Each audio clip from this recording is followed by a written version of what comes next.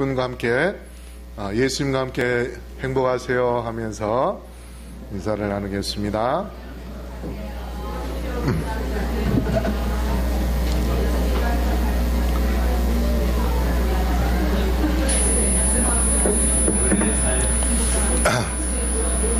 네, 우리 강신욱 형제 오랜만에 이렇게 나와서 반갑습니다. 우리 박수 한번 칠까요? 우리 저기 강신욱 형제.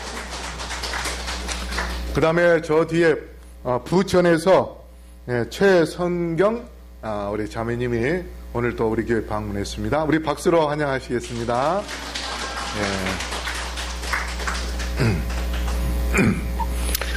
오늘 제가 여러분에게 말씀드리려는 것은 두 종류의 칼, 우리의 선택은 이라는 그런 제목으로 말씀을 드리려 합니다.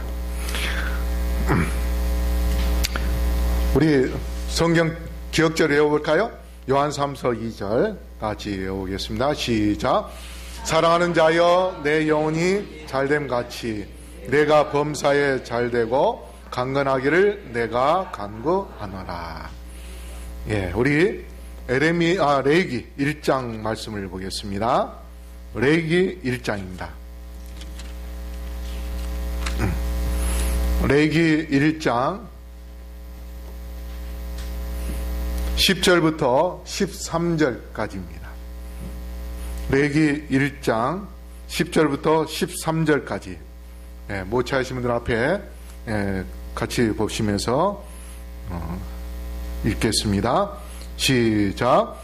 만일 그 예물이 떼의 양이나 염소의 번제이면 흠없는 수컷으로 드릴지니 그가 단 북편에서 여호와 앞에서 잡을 것이요 아론의 자손 제사장들은 그 피를 단 사면에 뿌릴 것이며 그는 그것에 각을 뜨고 그 머리와 그 기름을 베어낼 것이요 제사장은 그것을 다 단 이 불에 위에 있는 나무에 벌려 놓을 것이며 그 내장과 정갱이를 물로 씻을 것이요 제사장은 그 전부를 가져다가 단 위에 불살라 번제를 삼을지니 이는 화제라 여호와께 향기로운 냄새니라. 여기에 보면은 10절과 11절에 이 떼의 양이나 염소의 번제이면 했습니다. 그 앞에 4절에서는 소에 대해서 이야기합니다. 번제물로 소를 잡도록 그렇게 했어요. 옛날에는 대부분 잘 사는 사람들, 또 제사장, 대제사장은 소를 잡아서 번제를 드리게 되어 있었고, 형편이 어려운 사람, 중간층 정도 사는 사람들은 양이나 염소, 수컷을 드리는데 흠없는 것으로 드리게 되어 있습니다. 그것을 죽여가지고 그 피를 아론의 제사장이 자손들이 번제단 이 뿔 위에다가 피를 묻힙니다. 그래서 뿔은 뭘 나타내냐면 능력, 권세, 힘을 나타냅니다. 그래서 하나님께서 우리의 죄를 다 용서해 주신다는 그러한 상징적인 그런 의미가 들어 있습니다. 자, 이게 바로 이제 뭐냐면 이 의입니다. 의인은 어떻게 의인이 될 수 있는가? 성경에는 두 가지 분류의 사람이 있습니다. 첫 번째는 의인이고 두 번째는 죄인입니다. 근데 오를 의자를 어떻게 쓰는가? 바로 여기에 나온 대로 나 아자 위에 양양자 이렇게 씁니다. 그래서 나 아자는 또 뭐로 되어 있냐면 왼쪽에 손수, 그 다음에 오른쪽에는 창으로 되어 있어요. 창. 그래서 손에 창을 들고 있어서 그걸로 누구를 뭘 죽여요? 양을 죽여서 양을 제물을 드리면 그 사람은 뭐가 된다? 의인이 된다. 그래서 의인은 반드시 칼로 양을 죽여야 합니다. 그래서 자기의 죄를 회개해야만이 의인이 되는 겁니다. 그래서 레위기 1장 4절에 그는 번제물의 머리에 안수할지니 그를 위하여 기쁘게 받으심이 되어 그를 위하여 속죄가 될 것이라.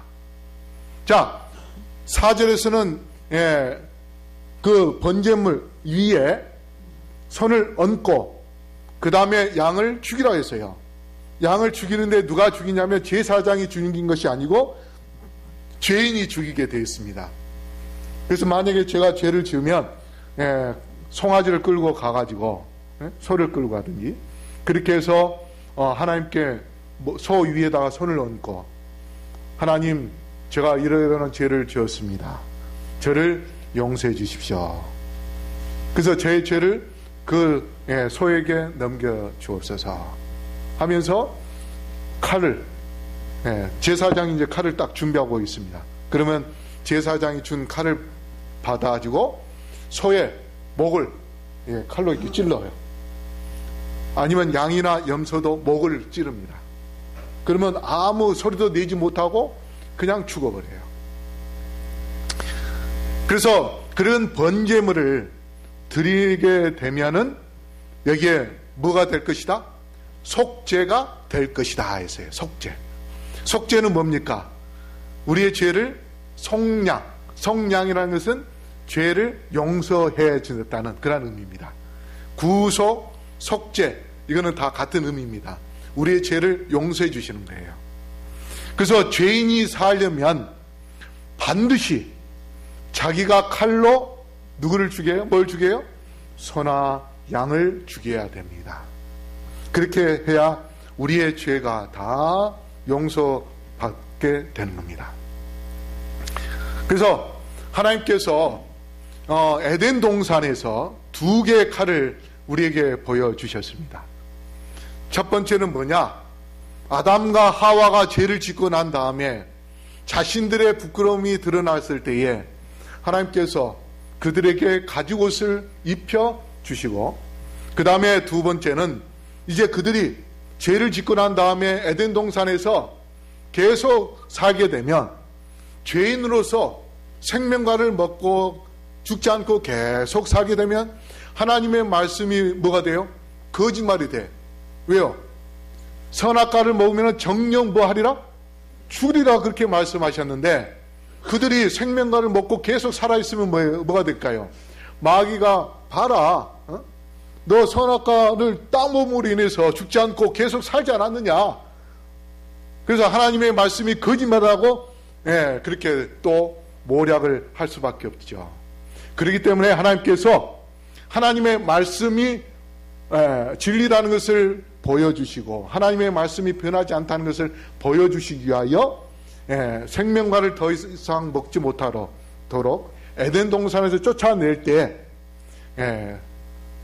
불칼을 갖고서 그들을 쫓아내었는데, 여기 창세기 3장 21절에 여호와 하나님이 아담과 그의 아내를 위하여 가죽옷을 지어 입히시니 했습니다. 자, 양의 가죽옷을 지어 입히려면 산채로 가죽만 벗겨가지고 입혔을까요? 아니면 양을 죽이고 난 다음에 입혔을까요? 양을 반드시 죽여야 됩니다.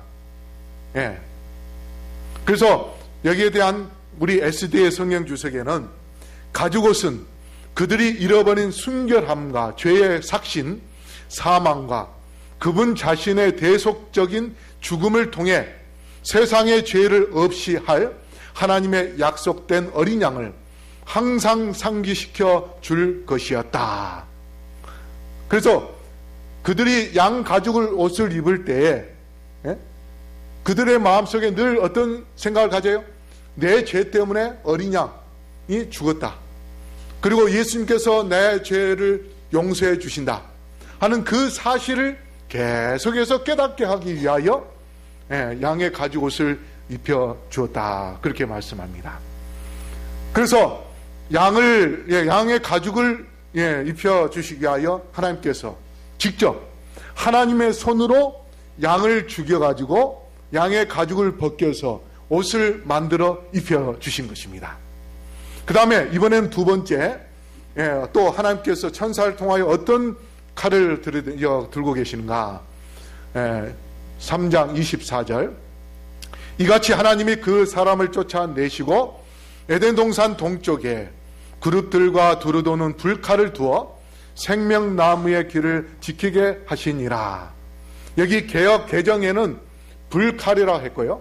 그 다음에 다른 성경에는 화염검이라고 그렇게 이야기합니다. 근데 이게 불칼, 화염검은 검 자체가 뭐예요? 칼검이죠. 칼을 나타내는 것이죠. 화염은 불을 나타내는 것이고. 그래서 천사가 불칼로 아담과 하와가 들어올 수 있는 그 에덴 동산의 어귀, 입구 거기를 막았습니다. 그래서 여기에 바로 두 가지의 칼이 나옵니다. 하나는 가죽옷을 만들기 위하여 양을 죽였던 칼, 양을 죽이는 칼. 그 다음에 또 하나의 불칼은 그들로 하여금 에덴 동산에서 살지 못하도록 하기 위한, 쫓아내기 위한 심판의 칼입니다. 심판의 칼이에요.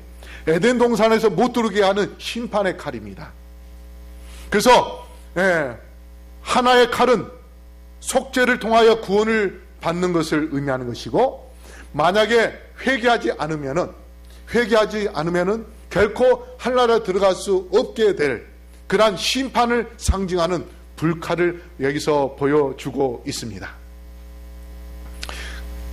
그래서 여기 11절에 바로 그러한 번제물을 잡아서 하나님께 드려주면, 여기서 여호와 앞에서 잡을 것이요 했는데, 잡을 것이라는 것은 뭡니까?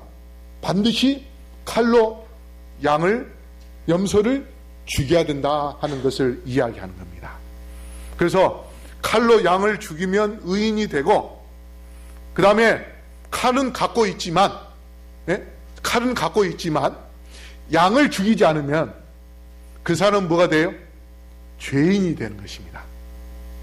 그래서 의자는 위에 양이 있는데, 양이 있어서 그 양을 칼로 쳐서 찔러서 죽이면은 의인이 되는데, 양은 없고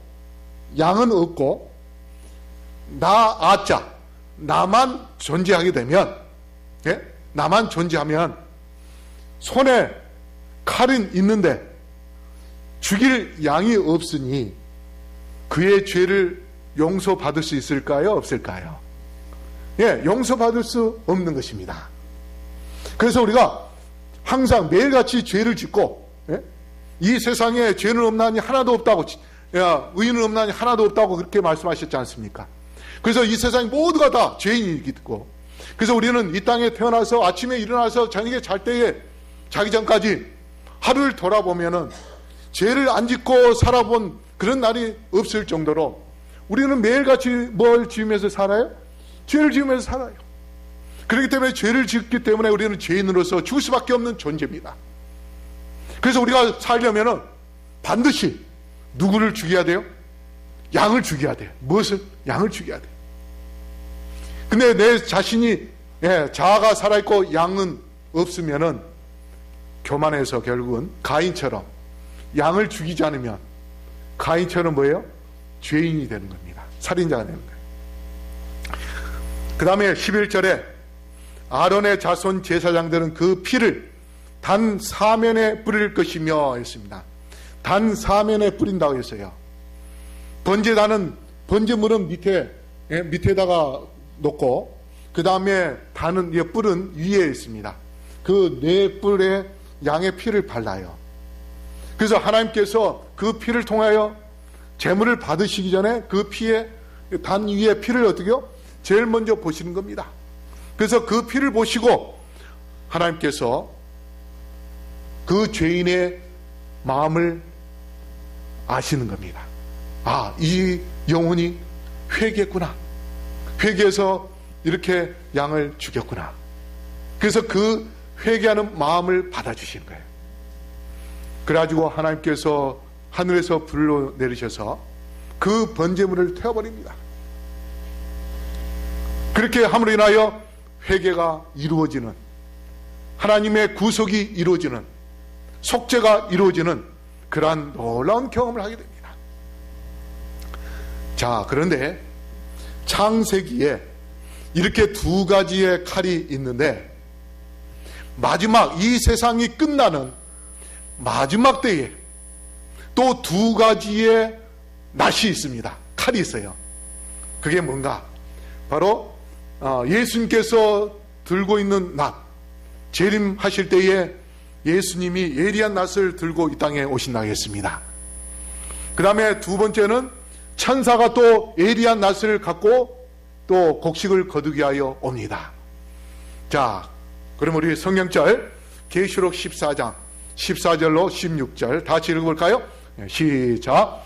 또 내가 보니 흰 구름이 있고 구름 위에 사람의 아들과 같은 이가 앉았는데 그 머리에는 금면류관이 있고 그 손에는 이한 낫을 가졌더라. 또 다른 천사가 성전으로부터 나와 구름 위에 앉은 이를 향하여 큰 음성으로 외쳐 가로되 내 낫을 휘둘러 거두라. 거둘 때가 이르러 땅의 곡식이 다 익었음이로다 하니 구름 위에 앉으신 이가 낫을 땅에 휘두름에 곡식이 거두어지니라. 자, 구름 위에 앉으신 이가 누굴까요? 예, 예수님입니다. 예수님께서 예리한 낫을 휘두르더니 곡식이 어디요? 다 거둬졌어요. 그 곡식은 거둬져서 누구에게 올라갈까요? 예수님을 향하여 구름 위로 올라가는 것입니다. 자, 그 다음에 이제 두 번째입니다. 두 번째 17절로 20절 다시 또 읽어볼까요? 시작. 또 다른 천사가 하늘에 있는 성전에서 나오는데 또한 이한 낫을 가졌더라. 또 불을 다스리는 다른 천사가 제단으로부터 나와 이한 낫 가진 자를 향하여 큰 음성으로 불러 가로되 내 이한 낫을 휘둘러 땅의 포도송이를 거두라. 그 포도가 익었느니라 하더라. 천사가 낫을 땅에 휘둘러 땅의 포도를 거두어 하나님의 진노의 큰 포도주 틀에 던짐에 성 밖에서 그 틀이 밟히니 틀에서 피가 나서 말굴레까지 닿았고 1600 스타디온에 퍼졌더라. 자, 이번에는 예수님이 낫을 휘두르는 것이 아니고 예수님을 믿지 않는 악한 자들을 심판하는데 누가 심판합니까? 여기에 또 다른 천사가 있어요. 그들을 죽이는 그 심판은 천사들이 하는 것입니다. 예, 천사들이 그들을 심판하는 거예요. 그래서 포도를 거둬들였어요. 그 포도를 거둬들인 것을 어디에다 집어넣었어요? 진노의 포도주 틀에다 집어넣습니다. 그래서 그걸 밟았더니 거기에서 뭐예요? 포도주가 쏟아져 나와서 길가에 밟히도록 그렇게 퍼져 나갔다 했습니다. 자, 여기서 바로 두 가지의 또 칼을 볼 수 있습니다. 낫이나 칼이나 창이나 다 똑같은 의미죠. 그렇죠? 예. 그러면 첫 번째, 예수님이 이한 낫으로 휘두른 그 칼은 구원을 받을 영혼들을 거둬들이는 구원의 칼입니다. 그 다음에 두 번째 천사가 휘두른 칼은 에덴 동산에서 화영검을 휘두르던 그 천사들처럼 바로 천사들이 휘두른 칼은 심판을 의미하는 칼입니다. 그런데 가장 중요한 것은 오늘 제가 여러분에게 말씀드리고 싶은 것은 내 자신이 지금 누구나 다 칼을 들고 있습니다. 지금 우리가 이 세상에 사는 동안 칼을 들고 있어요. 근데 그 칼을 들고 양을 죽이면, 그래서 양을 통해서 피를 흘리면 내 죄를 용서받아서 의인이 되고, 그런데 칼을 들고 있으면서도 우리가 양을 죽이지 않고 내 자아가 살아있으면은 그 사람은 결국은 심판의 칼에 의하여 죽임을 당하는, 영멸당하는 그러한 불쌍한 영혼이 될 수 있다는 것입니다. 그래서 애굽에서 열 재앙이 내리게 질 때 제일 먼저 모세가 누구에게 알렸습니까? 예? 누구에게 알렸어요? 바로 왕에게 먼저 알렸지 않습니까? 하나님께서 이 땅에 뭘 내리겠다? 10번째 재앙이 내리는데 그 10번째 재앙이 뭡니까? 장자 재앙이었어요. 장자 재앙. 그러고 난 다음에 이스라엘 백성들에게는 뭐라고 했어요? 장자들, 큰아이들 살고 싶으면 뭘 잡아라? 양을 잡아라. 그 피를 어디에다가 뿌려라? 문설주와 문인방에다가 뿌려라. 설주는 기둥이고 인방은 위에 비 막아주는 그런 인방. 그래서 믿음을 가진 이스라엘 백성들은 양을 잡아서 어떻게 해요? 피를 뿌렸어요. 그래서 죽음의 사자들이 거기에 넘고 넘어가서 유월절, 넘을 유자 넘을 월자 해서 유월절이라고 이야기하고 장자들은 어떻게 해요? 다 피 뿌린 그런 장자들은 다 살았습니다. 그런데 제일 먼저 기별을 받은 바로 왕은 그 말을 믿었어요? 안 믿었어요? 안 믿었어요. 그래서 그 집에 누가 죽었어요? 큰아들이 죽었습니다. 여러분, 우리가 칼을 지금 다 갖고 있습니다. 그 칼을 갖고 있는데 양을 죽이느냐 죽이지 않느냐에 따라서 양을 죽이면 내가 살 것이고 양을 죽이지 않으면 결국은 내 자신이 영원히 죽는 이란 심판의 자리에 이제 조만간에 우리가 예수님 앞에 서게 될 것입니다. 그럴 때에 여러분이 믿음으로 양을 죽인 그 믿음을 통해서 구원을 얻게 되기를 간절히 바랍니다. 그래서 로마서 1장 17절 우리 다시 읽어볼까요? 시작. 복음에는 하나님의 의가 나타나서 믿음으로 믿음에 이르게 하나니 기록된 바 오직 의인은 믿음으로 말미암아 살리라 함과 같으니라. 의인은 믿음으로 말미암아 산다 했어요. 양을 죽임으로 인하여서 그 피로 내 죄가 용서받는다는 그런 믿음을 가질 때에 죄 지은 죄인들은 양을 끌고 가서 성소에서 그 양을 죽였습니다. 그런 믿음이 없는 자들은 결국은 7월 10일 대속죄일 날 어떻게 해요? 진 밖에서 백성들의 돌에 던짐을 받고 그 돌에 의하여 죽임을 당한 그러한 심판을 받게 된 겁니다. 그 다음 12절 13절에 하나님께서 이제 그 각을 떠서 내장과 기름, 그런 것들, 우리 한국 사람들은 이 기름이 우리 몸에 나쁘다는 걸 알기 때문에 어떻습니까? 고기를 사러 가면 고기를 기름 다 지방을 떼서 달라고 하잖아요. 근데 장사하는 분들은 지방질까지 다 같이 팔아야 어떻게요? 무게가 나가기 때문에 돈을 벌지 않습니까? 그래서 잘 안 떼주려고 그래요. 그렇죠? 그런데 러시아 사람들은요, 제가 이제 러시아에 선교사 했을 때 교포들이 한국에 갔다 오면 그런 이야기를 해요. 한국 사람들 이해를 못 하겠다 그래요. 왜 그러냐 했더니, 아니 그 맛있는 기름을 왜 다 떼가지고 쓰레기통에다 버리는지 모르겠다고. 그래서 자기들은 가면 그 기름 덩어리를 다 달라고 해가지고 갖고 와서 이제 집에서 밥하고 같이 볶아 먹고 그런다 그래요. 그렇기 때문에 러시아 사람들이요 빨리 죽습니다. 러시아 여자들이요, 아가씨들은요 한 30대 초반까지는 날씬하고 굉장히 예뻐요. 그런데 대부분이 30대 중반부터요 뚱뚱하기 시작해가지고, 뚱뚱한 사람은요 그 침대 하나 그것도 부족해가지고 살이 차고 넘쳐요. 버스가요 커가지고 문도 크거든요. 근데 그 버스 문을 못 들어가가지고 탈 때에 살을 막 억지로 막 쑤셔 넣어야 겨우 들어갈 수 있을 정도. 그렇게 비만 걸리는 분들이 많은데 그 이유가 왜 그러냐? 기름을 많이 먹어서 그렇습니다. 근데 하나님께서는 기름을 베어서 누구에게 달라? 그걸 다 나에게 주라. 다 내게 줘서 번제단에다 올려놓고 다 어떻게 해요? 하나님께서 태워버리겠다. 불살라버리겠다. 그렇게 말씀하셔요. 하나님께서 얼마나 제사장을 사랑하고 하나님의 백성들을 사랑하십니까? 그런데 여기 12절에 그러한 제물이 하나님께는 향기로운 냄새다. 그렇게 말씀하십니다. 향기로운 냄새다. 이게요, 출애굽기에 또 레위기에 합해서 18번 나옵니다. 이 두 군데에서만. 18번 나와요. 출애굽기에서 3번, 레위기에서 15번.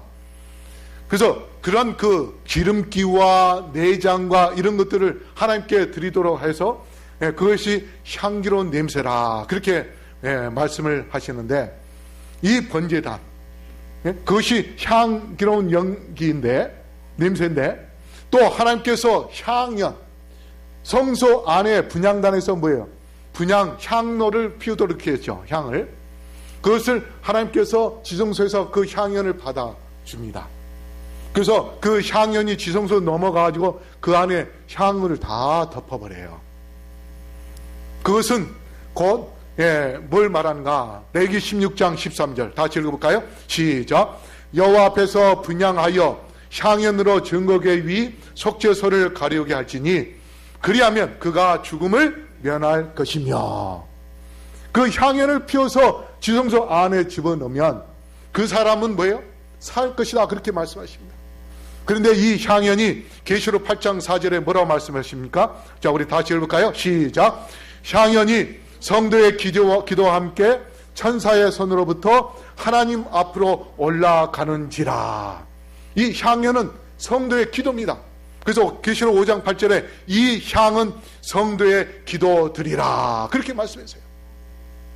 그래서 우리가 하나님께 기도하면은 마치 그 분향단의 그 향연이, 연기가 지성소로 넘어가서 하나님께서 받아주시듯이 우리가 하나님께 기도할 때에 하나님께서 그 기도를 받아주셔요. 그런데 자, 요한복음 1장 29절에 우리 다시 읽어볼까요? 시작. 이튿날 요한이 예수께서 자기에게 나오심을 보고 가로되 보라, 세상 죄를 지고 가는 하나님의 어린 양이로다. 예수님을 향하여 세상 죄를 지고 가는 하나님의 어린 양이로다. 그렇게 말씀하시면서 구약 시대는 죄를 지면 이제 양을 끌고 가야 되는데, 이제 그들이 형식적인 그러한 양을 잡아서 제사를 드리는 그러한 것이 아닌, 이제 진정으로 어린 양 되시는 예수님이 우리의 죄를 짊어지시고 우리를 위하여 대신 돌아가실 것에 대하여 보여주시는 그러한 말씀인데, 갈라디아 5장 24절에 우리 다시 읽어볼까요? 시작. 그리스도 예수의 사람들은 육체와 함께 그 정과 욕심을 십자가에 못 박았느니라. 우리의 죄를 짊어지신 예수님이 십자가에 달려 돌아가심으로 인하여서 우리의 죄가 다 용서를 받았고 우리의 죄값을 치르신 그 예수님, 그 십자가, 바로 우리가 이제 양 대신 죽으신 예수님을 뭐 하기만 하면 의인이 되는 것입니까? 아까 로마서 1장 17절에 뭐라고 했어요? 믿기만 하면 우리가 의인이 된다고 그렇게 말씀했습니다. 그래서 그런데 자, 여기 보세요. 양의 그 의자, 오를 의자에 창이 있었지 않았습니까? 요한복음 19장 34절에 그 중 한 군병이 창으로 옆구리를 찌르니, 누구의 옆구리를 찔렀습니까? 예수님의 옆구리를 찔렀어요. 손으로 옆구리를 찔렀습니다. 그래서 곧 피와 물이 나오더라.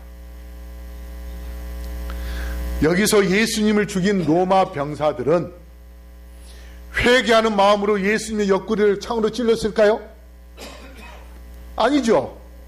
그는 살인자고 못된 흉악한 그런 죄인이기 때문에 그를 죽여야 된다 하는 그런 마음으로 창으로 예수님의 옆구리를 찔렀어요. 그렇기 때문에 예수님을 죽인 살인자입니다. 그러나 우리를 위하여 예수님은 그렇게 창에 찔려서 죽으신 것입니다. 그런데 바로 그 창에 찔려서 나를 위하여 대신 십자가에 달려 돌아가신 예수님, 나 때문에 십자가에 죽으셨다는 그 사실을 믿는 그 순간 우리는 죄인이 되는 것이 아니고 이제 의인이 되는 것입니다. 그래서 십자가의 보혈 피를 의지하여 우리가 그 향연, 하나님께 회개 기도를 드릴 때에 그 십자가의 보혈의 피에 묻어서 그 향연이 아버지 하나님의 보좌로 나아감으로 인하여서 하나님께서는 우리의 죄를 뭐 해주세요? 용서해 주신 것입니다. 바로 그 예수님은 영원한 제사, 제물이라고 했는데 히브리서 10장 12절 우리 다시 읽어볼까요? 시작. 오직 그리스도는 죄를 위하여 한 영원한 제사를 드리시고 하나님 우편에 앉으사. 예수님이 영원한 제물로 우리를 위하여 대신 십자가에 달려 돌아가셔서 우리의 죄값을 이미 치르셨고, 이전에 우리의 지금 현재 살고 있는 나의 죄를 2000년 전에 다 용서해 주셨어요. 근데 우리는 뭐만 하면 됩니까? 회개, 기도만 하면 되는 것입니다. 이 놀라운 하나님의 사랑에 대하여 감사하면서 주님께 늘 나아가 이제 내가 칼로 양을 죽이지 않고 이미 로마 병사들이 칼로 창으로 죽인 그 예수님, 그 몸에서 나온 보혈의 피, 그 피를 의지하여 회개할 때에 내가 구원받을 수 있고, 이제 예수님께서 이 땅에 오시면 이 한 낫에 의하여 그 곡식으로 걷어들여서 예수님과 함께 하늘나라에 들어갈 수 있는 놀라운 축복을 받을 수 있는 의인이 될 수 있는 이 놀라운 구속의 경륜을 우리에게 주심에 대하여 하나님께 감사하게 되기를 바랍니다. 이러한 아름다운 향기의 냄새는 또 예수님을 통해서 나옵니다. 고린도서 2장 15절 다시 읽어볼까요? 시작. 우리는 구원받는 자들에게나 망하는 자들에게나 하나님 앞에서 그리스도의 향기니. 그리스도께서 우리를 향하여 이미 향기를 품어내 주셨고, 예수님처럼 우리가 그렇게 살면은 또 우리는 그리스도의 향기가 되는 것입니다. 옛날에 그리스도의 향기는 바로 우리가 예수님께서 제물로 하나님께 드려져서 온 지구 전체에 예수님의 보혈의 피를 통하여 사람들이 구원을 받게 되는 놀라운 축복을 누리게 되는데, 그 피의 향기, 거기에 내가 예수님께서 나를 위하여 피 흘리셨다는 십자가 피를 의지하여 믿음의 기도를 갖게 되면 이것이 뭐가 되냐? 생명의 향기가 되는 것입니다. 그래서 사도행전 325쪽에 전쟁에서 승리한 장군은 기로의 포로의 행렬을 데리고 함께 오는 것이 그 시대의 풍속이었다. 이런 경우에 향불 드는 사람이 임명되었고, 군대가 의기양양하게 고국으로 행진할 때에 향기로운 냄새는 죽임을 당하는 기로 정해진 포로들에게는 죽음의 향기가 되어 저희가 처형당할 때가 가까움을 고하였으나, 그들을 사로잡은 자들에게 은총을 입어 그들의 생명을 구원받을 포로들에게는 생명의 향기가 되어 저희가 노임을 받게 될 때가 가까움을 알려주었다. 자, 지금 두 가지의 포로가 있습니다. 포로가 전쟁을 해서 승리하고 난 다음에 포로 이제 잡아오지 않습니까?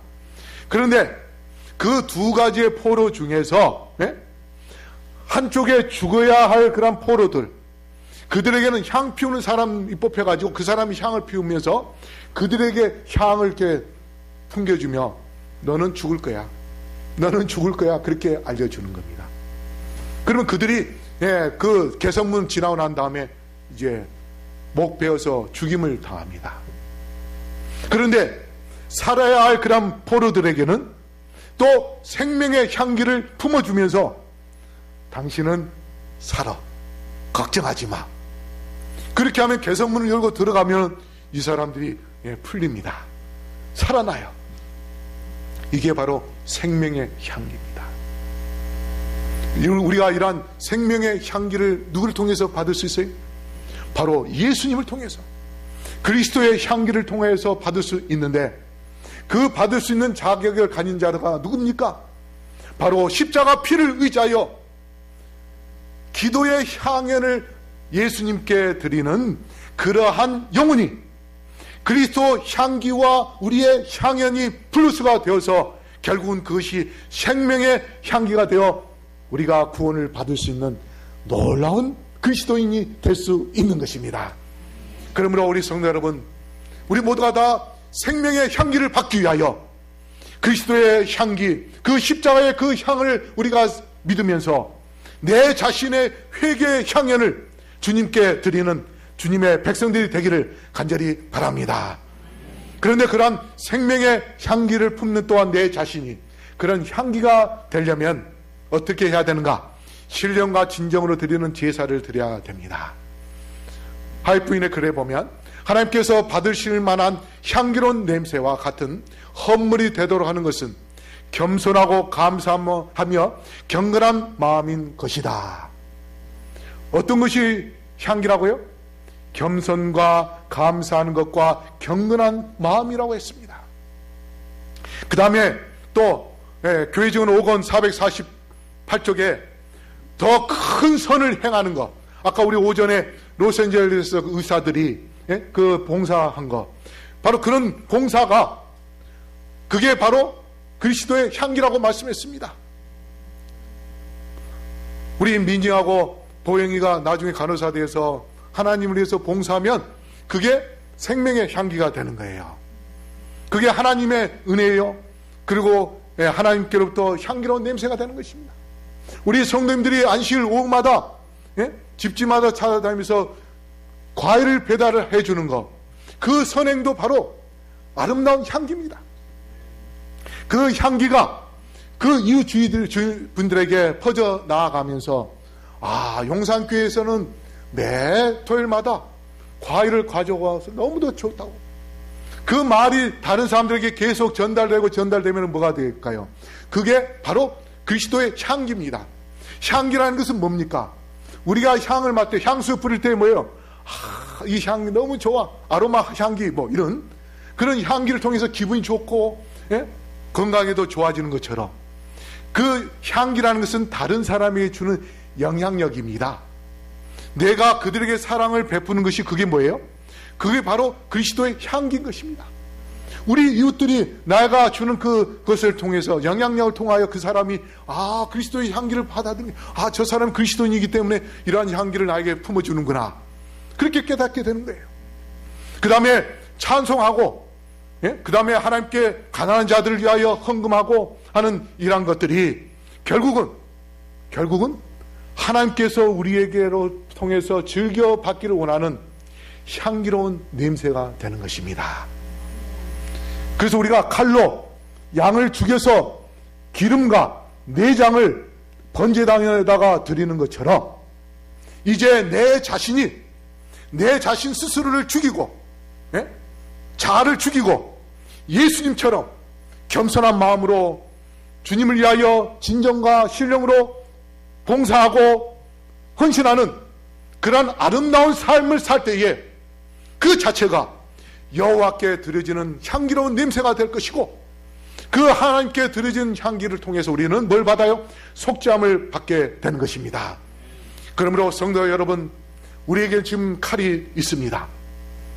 이 칼을 통해서 우리는 양을 죽일 때에 우리가 구원을 받을 수 있지만, 내 자아가 살아있고 칼을 사용하지 않으면 결국은 그 칼이 나를 영원히 죽이는 그러한 결과를 가져오게 될 것입니다. 여러분, 인내할 때 그 인자가 뭡니까? 칼, 마음심 위에 칼도 쪄야지요. 내 마음에 칼을 품고 예수님을 품고, 우리가 나 때문에 창에 맞아 죽으신 그 예수님을 마음에 모시고 살면은 결국 우리는 승리하게 될 것입니다. 그러므로 우리 모두가 다 내 자신이 갖고 있는 이 칼을 어떻게 사용할지, 거기에 따라서 내 운명이 영원한 생명을 누릴 수 있을지, 영원히 멸망당할지를, 운명을 지어준다는 것을 깊이 생각하며, 나를 위하여 십자가 달려 돌아가신 예수님을 늘 마음에 모시고 그 피의 향기를 통해서 우리가 구원을 받는 놀라운 주님의 자녀들이, 백성들이 되기를 바라면서 말씀을 마치겠습니다. 아버지 하나님, 저희들을 위하여 독생자 예수 그리스도를 이 땅에 보내주셔서 저희들을 사랑하셔서 십자가에 달려 죽기까지 사랑해 주시는 그 은혜에 감사드립니다.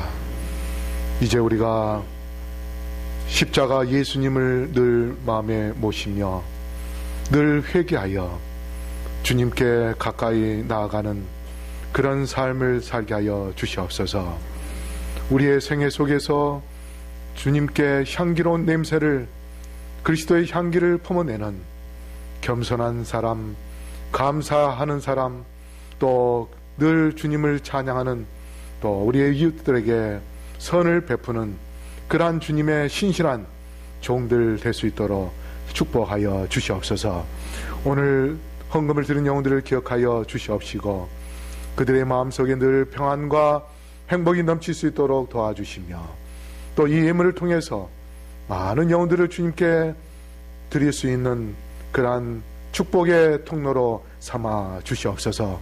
이제는 아버지 하나님의 놀라우신 은혜와 예수 그리스도의 담없는 사랑과 성령의 감화 감동하심이 여기 머리 숙인 영혼들에게 영원토록 함께하여 주시옵기를 우리를 지금도 사랑하시는 예수 그리스도의 이름으로 간절히 축원하옵나이다. 아멘.